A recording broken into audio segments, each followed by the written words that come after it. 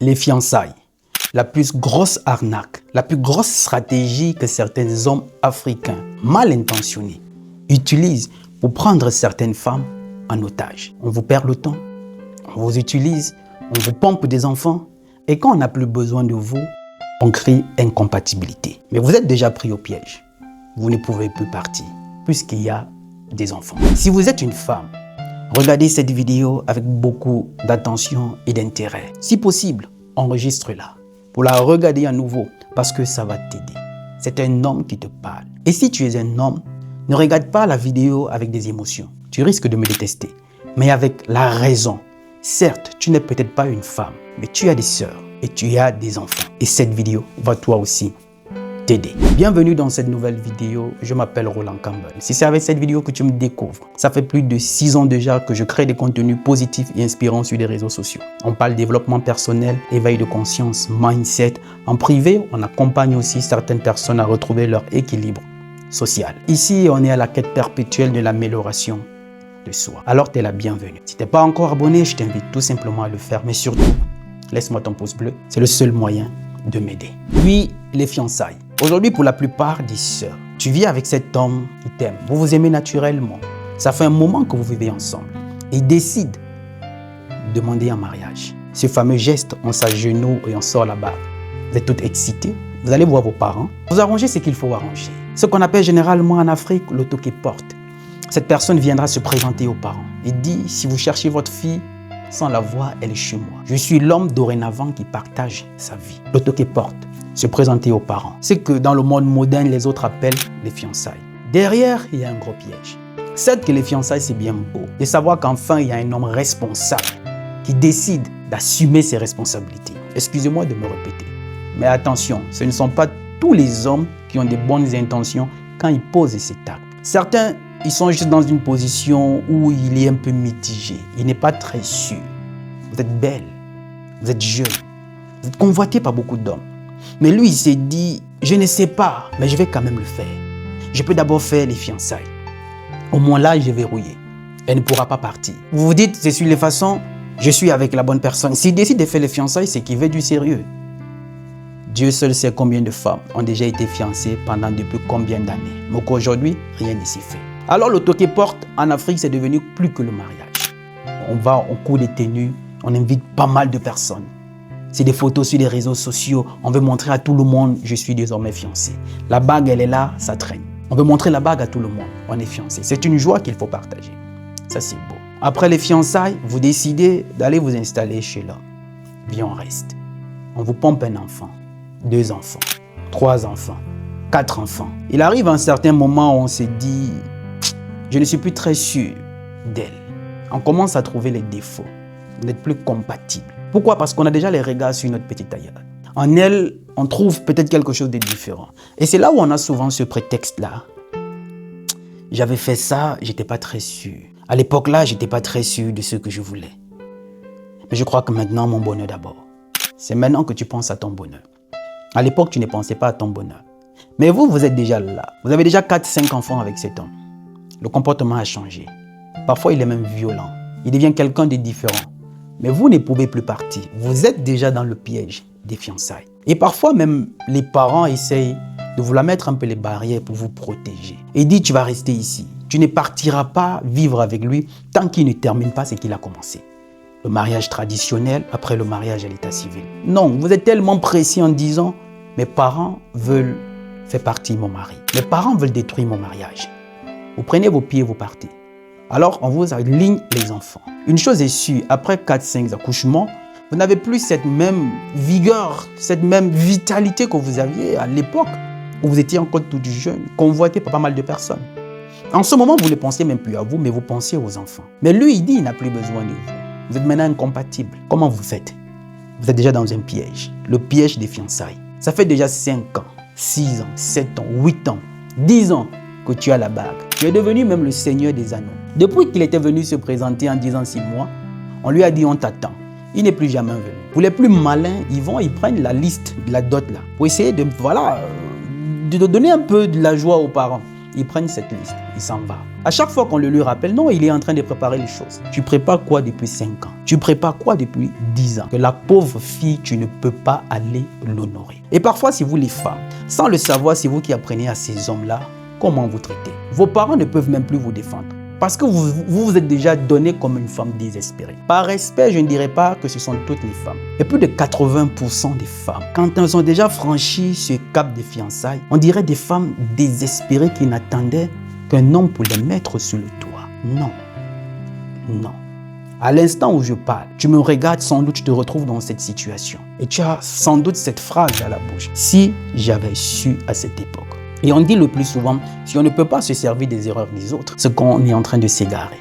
On est en train de perdre le chemin. Alors toi qui vis avec ton petit ami, je ne sais pas, tout se passe super bien. Il s'apprête à franchir ce cap de fiançailles. Venez voir tes parents. C'est normal, c'est beau. Ce sont les étapes quand on décide déjà de s'engager. Mais attention, pour ne pas tomber dans ce piège où on te prendra en otage, tu vas devenir le seigneur des anneaux. Il va falloir déjà commencer à lui mettre ça à la tête. Que les fiançailles là, la bague qu'il va te mettre là, la demande de mariage là, elle a une date d'expiration, 2 ans. Même le jour de la cérémonie, quand vous allez faire la cérémonie, coudre les tenues et tout, inviter pas mal de personnes et tout, il faut bien qu'on mette déjà dans la tête de cet homme qu'au bout de 2 ans, ce que tu viens de faire là, ça n'a plus de valeur, c'est expiré.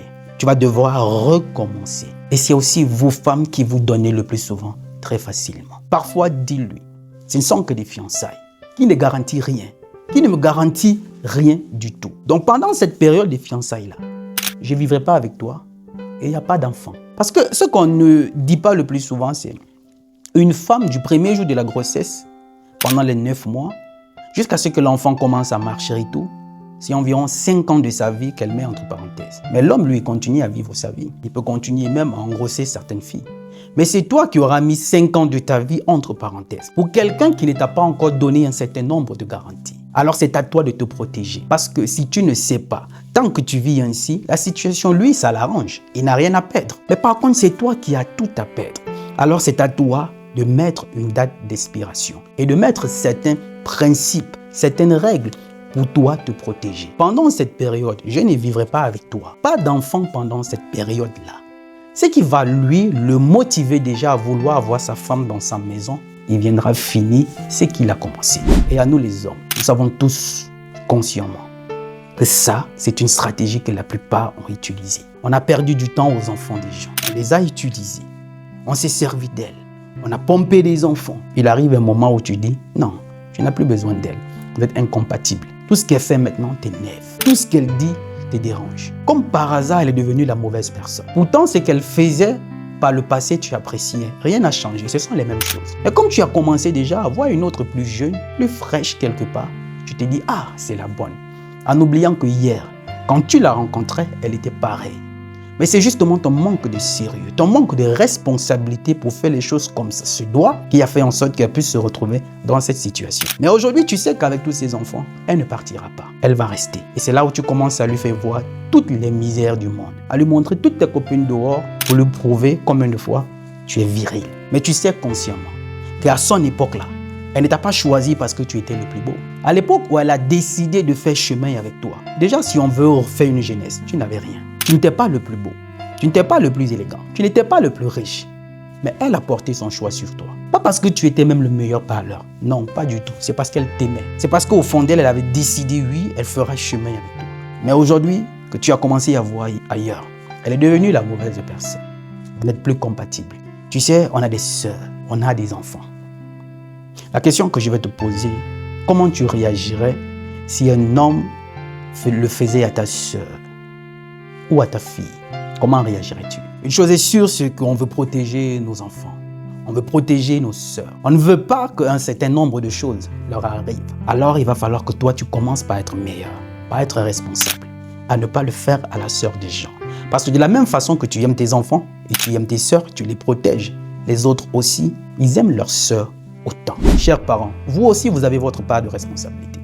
Quand un homme se présente déjà pour venir faire des fiançailles, c'est fini. Pour vous, c'est comme si c'était un débarras pour votre fille. On va vous ramener quelques bouteilles de vin, c'est terminé. Vous sacrifiez l'enfant, on dirait une marchandise. Comme si vous n'avez jamais bu du vin de votre vie. Comme si vous n'avez jamais vu quelques billets de banque, quelques tissus pagne ou quelques présents qu'on vous apporte. Au point où vous sacrifiez votre fille, sans mettre de principes, sans mettre de barrières. Et c'est justement parfois de par votre attitude, chers parents, de par votre comportement, que certains hommes, quand ils arrivent chez vous, ils se croient en terrain conquis. Parce que la façon dont vous vous comportez, on dirait certains hommes misérables. Moi, je connais certaines familles, ils n'ont rien, mais ils sont dignes. Vous pouvez être la personne la plus riche du monde, mais quand vous arrivez chez eux, la façon dont on vous parle, c'est pas un manque de respect, mais la façon dont ils s'adressent à vous, vous comprenez que c'est une famille qui a des principes, qui a des valeurs. Mais vous, pour si peu qu'on vous ramène des présents, c'est fini. Vous avez déjà donné votre fille gratuitement.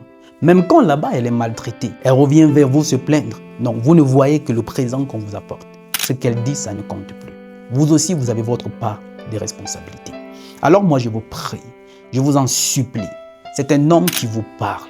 Je ne dis pas que je suis parfait. Moi aussi, j'ai commis certaines de ces erreurs. D'être avec certaines filles pendant un moment et au finish, tu t'en vas.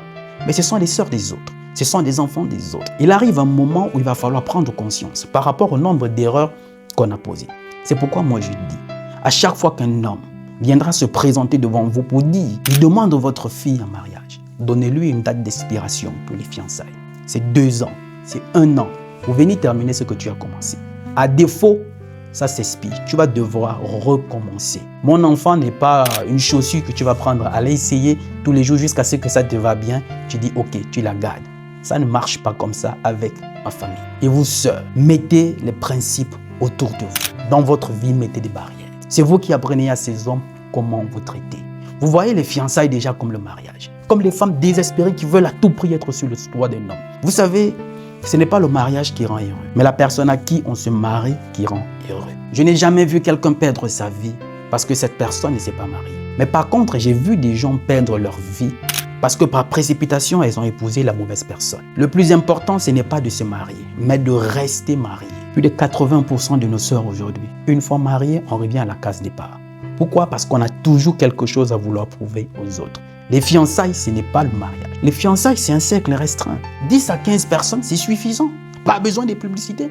Mais plus vous appelez déjà tout le monde parce que pour vous, même les fiançailles là, c'est déjà beaucoup. Vous n'espérez même pas mieux. Donc si vous n'invitez pas tout le monde, il se peut que le mariage n'arrive pas. Mais ce qu'on redoute le plus finit toujours par arriver.